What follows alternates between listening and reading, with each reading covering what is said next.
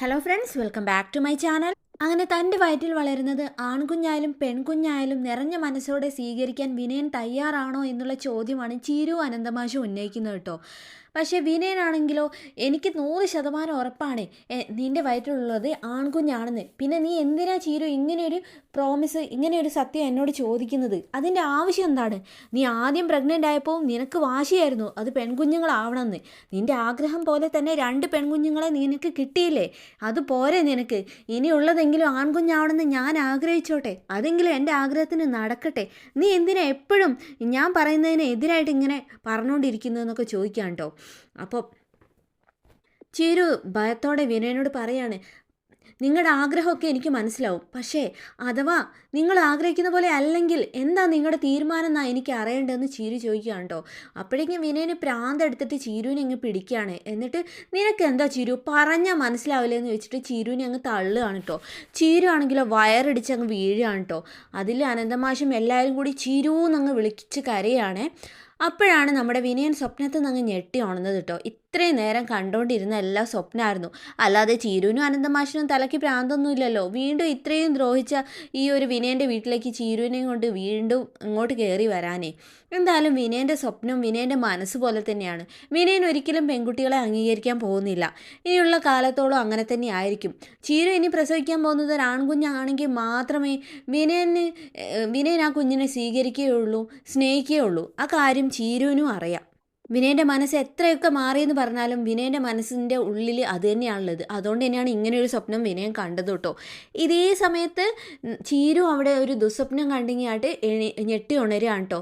അല്ല മഞ്ചാടി എന്താ ചേച്ചി എന്ന് ചോദിച്ചപ്പോൾ, അയ്യോ എനിക്ക് വലിയ വേദനയാണെന്ന് പറഞ്ഞിട്ട് ചീരു കിടന്ന് കരയാണ് കേട്ടോ. ഉടനെ തന്നെ മഞ്ചാടി റൂമിൽ നിന്ന് പുറത്തിറങ്ങിയിട്ട് ഭാനുയമ്മയെയും അമ്പിളിയെയും ഒക്കെ വിളിച്ചുണർത്തുകയാണ് കേട്ടോ. എന്താ മോളെ, എന്ത് പറ്റി? ദേ ചീരു ചേച്ചിക്ക് വേദന ഇളകിയെന്നാണ് തോന്നുന്നതെന്ന് പറയാം കേട്ടോ.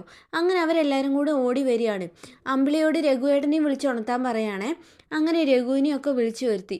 അങ്ങനെ ഭാനുയമ്മയാണെങ്കിലോ കുറച്ച് ചൂടുവെള്ളമൊക്കെ തിളപ്പിച്ച് കൊടുത്തപ്പം ചീരുവിന് കുറച്ച് ആശ്വാസം വന്നു കേട്ടോ.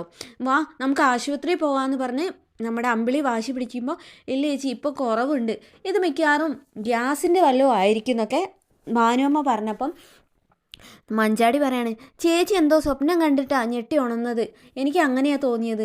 അതെ സത്യം അവൾ പറഞ്ഞത്, ഞാനൊരു ദുസ്വപ്നം കണ്ടു. സ്വപ്നത്തിൽ ഞാൻ വയറിടിച്ച് വീഴുന്നതാണ് കണ്ടത്, അതിൻ്റെ വേദനയാണ് എനിക്കുള്ളതെന്ന് പറയാം കേട്ടോ. എന്നാൽ നമുക്ക് ഹോസ്പിറ്റലിൽ പോവാം, ഇനിയും 2 ആഴ്ച കൂടിയല്ലേ ഉള്ളൂ ഡോക്ടർ അഡ്മിറ്റ് ആവാൻ പറഞ്ഞ ഡേറ്റിന് എന്നൊക്കെ അമ്പിളി പറയാം കേട്ടോ. ഇല്ല ചേച്ചി കുറച്ച് നേരം കൂടി നോക്കാം, വേദന കുറയാണെങ്കിൽ പോകണ്ടല്ലോ എന്ന് പറയാം കേട്ടോ. ഭാനു അമ്മയും അങ്ങനെ തന്നെ പറഞ്ഞു. ഇതൊക്കെ സ്വാഭാവികമല്ലേ, മോള് ടെൻഷനായിട്ട് എന്തൊക്കെയോ ആലോചിച്ച് കിടന്നുകൊണ്ടാന്ന് പറയാണ് കേട്ടോ. പിന്നീട് കാണിക്കുന്നത് നമ്മുടെ ഇന്ദ്രൻ്റെ വീടാണ് കേട്ടോ. അനുപമ രാവിലെ തന്നെ ചെടികൾക്കൊക്കെ വെള്ളം ഒഴിച്ചുകൊണ്ട് ഇങ്ങനെ പൈപ്പ് പിടിച്ച് നനച്ചുകൊണ്ടിരിക്കുകയാണ്. ഇന്ദ്രൻ ഉമ്മറത്തിരുന്നിട്ട് പേപ്പർ വായിക്കുന്നുണ്ട്. അപ്പോഴാണ് സുശീല അകത്തുനിന്ന് ഇങ്ങോട്ട് വരുന്നത്. അയ്യോ എൻ്റെ അനുമോളെ, നീ ഇപ്പോഴും വീട്ടുപണിയും ചെയ്ത് നടക്കുകയാണോ? നമ്മൾ പിന്നെ എപ്പോഴാണ് പ്രചരണത്തിന് പോകേണ്ടത്? നീ എന്താ ഇതൊന്നും സീരിയസ് ആയിട്ട് എടുക്കാത്തത്? ദേ ഈ വീട്ടുപണിയൊക്കെ നീ ഇനിയും ഏറ്റെടുക്കാൻ നിന്നാലുണ്ടല്ലോ അതൊന്നും ശരിയാവില്ല. നിൻ്റെ എതിർ സ്ഥാനാർത്ഥികളൊക്കെ എപ്പോഴേ പ്രചരണം തുടങ്ങിയെന്ന് പറയാം കേട്ടോ. അപ്പോൾ അനുപമ പുച്ഛത്തോടെ നമ്മുടെ സുശീലയെ നോക്കുക കേട്ടോ. മറ്റൊന്നും അല്ല, ഇതൊക്കെ തന്നെ നാണം കെടുത്താൻ വേണ്ടിയിട്ടാണല്ലോ ഈ തള്ള പ്ലാൻ ചെയ്യുന്നതെന്ന് എല്ലാ സത്യങ്ങളും അനുവും അതേപോലെ തന്നെ ഇന്ദ്രനും മനസ്സിലാക്കിയല്ലോ. അപ്പോൾ ഈ സുശീലയുടെ അഭിനയം കണ്ടിട്ടേ അവരിങ്ങനെ അന്താളിച്ച് നിൽക്കുകയാണ് കേട്ടോ. സുശീലയാണെങ്കിലോ കഥയൊന്നും അറിയാതെ അഭിനയിച്ചങ്ങ് തകർക്കുകയാണ്. സ്നേഹത്തിൽ പൊതിഞ്ഞു പിടിച്ചിരിക്കുകയാണ് അനുപമേനെ. ഉടനെ തന്നെ ഇന്ദ്രൻ ചോദിക്കുകയാണ്, എൻ്റെ അമ്മേ പ്രചരണം തുടങ്ങേണ്ട ദിവസമൊന്നും ആയില്ലല്ലോ, നാമനിർദ്ദേശ പത്രികയൊന്നും കൊടുത്തിട്ടില്ലല്ലോ, അതിനുശേഷം പോരെ? അതൊന്നും പോരാ, ഇവളുടെ എതിർ സ്ഥാനാർത്ഥിയൊക്കെ ഇപ്പോഴേ പ്രചരണം തുടങ്ങിക്കഴിഞ്ഞു. അതുകൊണ്ട് അനു നീയും ഇപ്പം തന്നെ തുടങ്ങണം, ദേ പെട്ടെന്ന് തന്നെ റെഡി ആയിക്കോ എന്ന് പറയാം കേട്ടോ. അപ്പോൾ അനുപമ പറഞ്ഞു, അയ്യോ അമ്മേ ഇന്നെന്തായാലും നടപ്പില്ല, എനിക്ക് ഇന്ദ്രേട്ടനും കൂടെ വീട് വരെ ഒന്ന് പോകണം. എന്തു പറ്റി? അച്ഛൻ വിളിച്ചായിരുന്നു, ചീരുവിന് ഇന്നലെ രാത്രി വയറിന് നല്ല വേദനയായിരുന്നു എന്ന്. അപ്പോൾ അവിടെ വരെ പോയിട്ട് അവളെ ഒന്ന് കാണണം. അങ്ങനെയാണെങ്കിൽ പോയിക്കോ, പക്ഷേ ഉച്ചയാകുമ്പോഴേക്കും ഇങ്ങോട്ട് വരണം, എന്നിട്ട് നമുക്ക് പ്രചരണത്തിന് പോകണമെന്ന് പറഞ്ഞിട്ട് അകത്തേക്ക് പോകാൻ നിൽക്കാണ്ട്. സുശീലയുടെ വരവും സുശീല ഇങ്ങനെ വാതോരാതെ അനുവിനോട് സ്നേഹത്തോടെ പറയുന്നതൊക്കെ ഇന്ദ്രൻ ഇങ്ങനെ അതിശയത്തോടെ നോക്കുകയാണ് കേട്ടോ. തൻ്റെ അമ്മ എത്ര വലിയൊരു അഭിനേത്രിയാണെന്നാണ് നമ്മുടെ ഇന്ദ്രനോടെ മനസ്സിലാക്കുന്നത്. ഈ സമയത്ത് പിന്നീട് സുശീല അകത്തേക്ക് കയറി കഴിഞ്ഞപ്പം ഇന്ദ്രൻ്റെ അടുത്ത് വന്നിട്ട് അനുപമ ഇരിക്കുകയാണ് കേട്ടോ. അവർ പരസ്പരം ഒന്നും പറയാതെ മുഖത്തോട് മുഖം നോക്കി നിൽക്കുകയാണ്. സത്യങ്ങളെല്ലാം തിരിച്ചറിഞ്ഞു കഴിഞ്ഞു. അമ്മ തങ്ങളെ ചതിക്കാൻ പോവുകയാണെന്നുള്ള ആ സത്യം അവർ തിരിച്ചറിഞ്ഞു. എന്നിട്ടും അമ്മയ്ക്കെതിരെ ഒന്നും പറയാതെ അമ്മയുടെ കളികളെല്ലാം എവിടം വരെ എത്തുന്നു അറിയാൻ വേണ്ടി നോക്കി നിൽക്കുകയാണ്. ഇന്ദ്രൻ ഇപ്പോഴാണ് സുശീല എന്ന വൻമരത്തിൻ്റെ യഥാർത്ഥ സ്വഭാവം തിരിച്ചറിഞ്ഞിരിക്കുന്നത്. പിന്നീട് കാണിക്കുന്നത് നമ്മുടെ ചീരുവിനെ ഹോസ്പിറ്റലിൽ കാണിച്ചിരിക്കുകയാണ്. അവൾ ഡോക്ടർ നന്നായിട്ട് ചെക്കൊക്കെ ചെയ്തു, കുഴപ്പമൊന്നുമില്ല, ടെൻഷൻ്റെ ആണ്. ചീരു ഈ സമയത്ത് ഇതുപോലെ ടെൻഷൻ ആവരുത്. നമ്മുടെ കുഞ്ഞിനെ ഓർത്തിട്ട് നമ്മൾ എല്ലാം ഒന്ന് കൺട്രോൾ ചെയ്യണം. അതേപോലെ തന്നെ കൂടെ വന്ന അമ്പിളിയോടും ഭാനുഅമ്മയോടും ഒക്കെ ഈ ഒരു സമയത്തെങ്കിലും ചീരുവിന് കുറച്ച് സമാധാനമുള്ളൊരു അന്തരീക്ഷം വീട്ടിൽ നിങ്ങൾക്ക് ഉണ്ടാക്കി കൊടുത്തുവിടാന്ന് ചോദിക്കുകയാണ്. അപ്പം തന്നെ ഉടനെ അമ്പിളി പറഞ്ഞു, അവൾക്ക് അങ്ങനെ വീട്ടിൽ പ്രശ്നമൊന്നുമില്ല, ഡോക്ടർക്ക് അറിയാലോ അവളുടെ കാര്യങ്ങളൊക്കെ. അവളുടെ ഭർത്താവ് തിരിച്ചെത്തിയിട്ടുണ്ട്, അതിൻ്റെ ചില ടെൻഷനാണ് ചീരുവിനുള്ളത്. അതുകൊണ്ടൊക്കെ തന്നെയാണ് ചീരുവിന് ഇങ്ങനെ സംഭവിച്ചതും. ഞാൻ പറഞ്ഞ ഡേറ്റിൽ തന്നെ അവളുടെ ഡെലിവറിയൊക്കെ നടക്കത്തുള്ളൂ. അപ്പം വന്ന് അഡ്മിറ്റ് ആയാൽ മതി. ഇനി അഥവാ എന്തെങ്കിലും പേടിയോ ബുദ്ധിമുട്ടോ ഉണ്ടെങ്കിൽ ഇപ്പം തന്നെ അഡ്മിറ്റ് ചെയ്യാമെന്ന് പറയാണ്. പക്ഷേ ചീരു സമ്മതിക്കുന്നില്ല. തനിക്ക് വീട്ടിൽ പോകണം, ഡേറ്റിന് വരാമെന്നാണ് പറയുന്നത്. ചീരു ഇതുപോലെ ഈ ഗർഭിണിയായിരിക്കുമ്പോഴും പ്രസവത്തിൻ്റെ സമയം അടുക്കുമ്പോഴൊക്കെ എല്ലാ സ്ത്രീകളും ചിന്തിക്കുന്നത് ഭർത്താക്കന്മാരെ അടുത്തുണ്ടാവണം എന്നാണ്. പക്ഷേ ചീരുവിൻ്റെ സാഹചര്യം എന്താണെന്ന് എനിക്കറിയാം. അതുകൊണ്ട് നമുക്കിപ്പോൾ ചെയ്യാൻ പറ്റുന്നതെന്ന് വെച്ചാൽ എത്രയും പെട്ടെന്ന് അയാളെ അകറ്റി നിർത്തുക. അറ്റ്ലീസ്റ്റ് പ്രസവം വരെയെങ്കിലും. അതാണ് കുഞ്ഞിനും ചീരുവിനും നല്ലത്. ഞാൻ പറഞ്ഞത് നിങ്ങൾക്ക് മനസ്സിലായല്ലോ എന്ന് അമ്പിളിയോട് ചോദിക്കുകയും ചെയ്യാണ്. ഇതേ സമയത്ത് നമ്മുടെ വിനയനാകട്ടെ ഓടിക്കതച്ച് അനന്തമാഷിൻ്റെ വീട്ടിലേക്ക് എത്തിരിക്കുകയാണ് കേട്ടോ. അനന്തമാഷ് മാത്രമേ അവിടെയുള്ളൂ. ബാക്കിയുള്ളവരൊക്കെ ചീരുവിൻ്റെ കൂടെ ഹോസ്പിറ്റലിൽ പോയതാണല്ലോ. വിനയനെ കണ്ടതും അനന്തമാഷിന് ദേഷ്യം വരികയാണ് കേട്ടോ. കാരണം ചീരുവിൻ്റെ ഈ ടെൻഷന് കാരണം താൻ തന്നെ എടുത്തു വെച്ച ഈ വയ്യാവലിയാണെന്ന് അനന്തമാഷ് ഇപ്പോൾ മനസ്സിലാക്കി കഴിഞ്ഞു. അതുകൊണ്ട് തന്നെ എന്താ വിനയ നീ വന്നതെന്ന് ചോദിക്കുമ്പോൾ, അച്ഛാ ഞാൻ ചീരുവിനെ കാണാനോ മക്കളെ കാണാനോ ഒന്നും വന്നതല്ല, അവർക്ക് സുഖമല്ലേന്ന് അന്വേഷിക്കാൻ വന്നതാണെന്ന് പറയാണ്. അത് കേട്ടതും അനന്തമാഷ് പറഞ്ഞു, എൻ്റെ വിനയ ഇതേ കാര്യം പറഞ്ഞ് നീയല്ലേ ഇന്നലെ വന്നത്, അപ്പോൾ അവരെല്ലാം സുഖമായിട്ടായിരുന്നല്ലോ ഇരിക്കുന്നത്, പിന്നെ ഇപ്പം പെട്ടെന്ന് എന്ത് പറ്റാനാന്ന് ചോദിക്കാം കേട്ടോ. അതൊന്നുമല്ല അച്ഛാ, എനിക്ക് എന്തോ ടെൻഷൻ, അവർക്ക് സുഖമാണെന്ന് അറിഞ്ഞാലേ എനിക്കൊരു സമാധാനം ഉണ്ടാകത്തുള്ളൂ. എൻ്റെ വിനയ നീ കാരണമാണ് ചീരുമോൾക്ക് ഇപ്പോൾ ഇത്രയും പ്രശ്നങ്ങൾ ഉണ്ടായിരുന്നത്. ഒരു കുഴപ്പമില്ലാതിരുന്നവളാ പെട്ടെന്ന് രാത്രി വയ്യാതെ ആയതെന്ന്. വയ്യാതായോ അച്ഛാ? അതെ, പെട്ടെന്ന് രാത്രി എന്തോ സ്വപ്നം കണ്ട് ഞെട്ടി ഉണർന്ന് വയറുവേദനയാണെന്നാണ് പറഞ്ഞത്. ഇപ്പോൾ കുഴപ്പമൊന്നുമില്ലയെന്ന് അവർ ഹോസ്പിറ്റലിൽ വിളിച്ചപ്പോൾ പറഞ്ഞു. അപ്പോൾ ചീരു ഇപ്പോൾ ഹോസ്പിറ്റലിലാണോ അച്ഛാന്നൊക്കെ വിനയൻ ആകാംക്ഷയോട് ചോദിക്കാൻ കേട്ടോ. അതെ, നീ കൊടുക്കുന്ന ടെൻഷൻ കാരണം അവൾക്ക് ഇതുപോലെയൊക്കെ സംഭവിക്കുന്നത്. നീ ഇങ്ങനെ ഇടയ്ക്കിടയ്ക്ക് വന്ന് ചീരുവിനെ എന്തിനാ ധർമ്മസങ്കടത്തിലാക്കുന്നതെന്ന് അനന്തമാഷി ചോദിക്കാൻ കേട്ടോ. അയ്യോ അച്ഛാ, ഞാൻ ചീരുവിന് ഒരു ബുദ്ധിമുട്ടും ഉണ്ടാക്കത്തില്ല എന്നൊക്കെ പറയാം കേട്ടോ. അങ്ങനെ പറഞ്ഞുകൊണ്ട് നിൽക്കുമ്പോഴാണ് പെട്ടെന്ന് രഘുവിൻ്റെ വണ്ടി വരുന്നത് കേട്ടോ. അതിലാണ് ഇവർ ഹോസ്പിറ്റലിൽ പോയത്.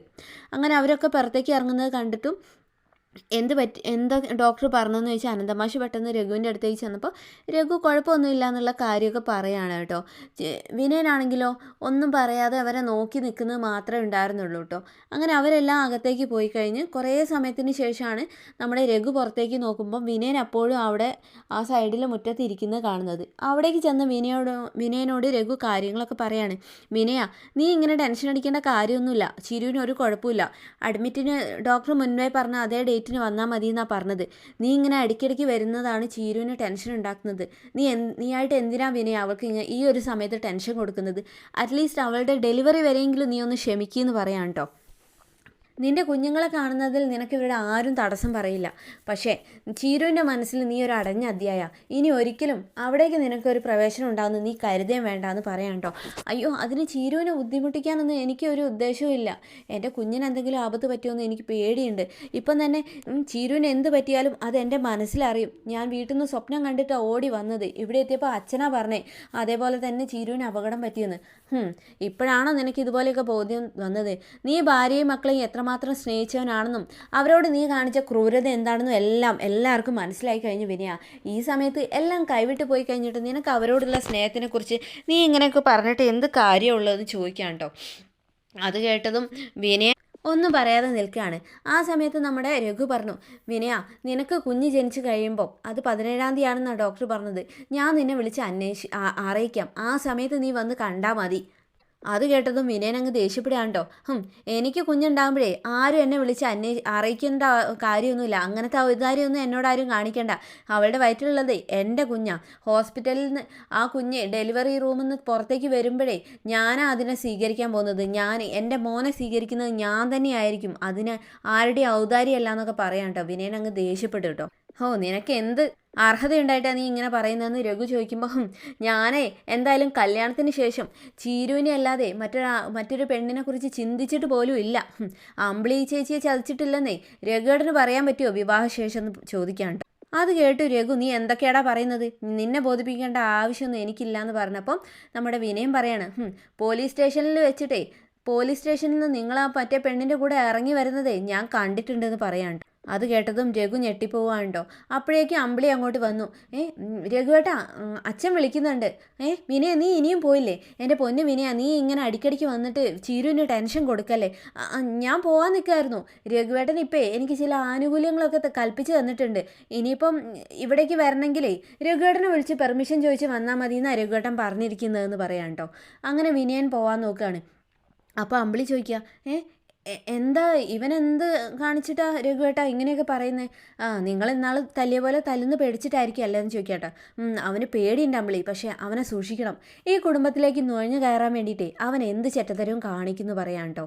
അങ്ങനെ അച്ഛൻ വിളിക്കുന്നുണ്ടെന്ന് പറഞ്ഞപ്പം നീ നടക്ക് ഞാൻ വരാമെന്ന് പറഞ്ഞിട്ട് രഘു അവിടെ നിന്ന് ഇങ്ങനെ ചിന്തിക്കാം കേട്ടോ. വിനയൻ്റെ ഈ ഒരു എന്താ പറയുക, വിനയൻ ഇതിനൊരു തിരിച്ചടി എന്തായാലും കിട്ടേണ്ടതാണ്. ഇത്ര കാലമായിട്ടും എന്തെല്ലാം തോന്നിവാസം വിനയൻ കാണിച്ചിട്ടും അവന് തക്കതായ ഒരു തിരിച്ചടി ഇതുവരെ കിട്ടിയിട്ടില്ല. അത് രഘുവിൻ്റെ കയ്യിൽ നിന്ന് തന്നെ കിട്ടുമെന്ന് നമുക്ക് പ്രതീക്ഷിക്കാം. വീണ്ടും അടുത്ത കിടിലം എപ്പിസോഡിൽ കാണാം. അതുവരേക്കും thanks for watching my channel.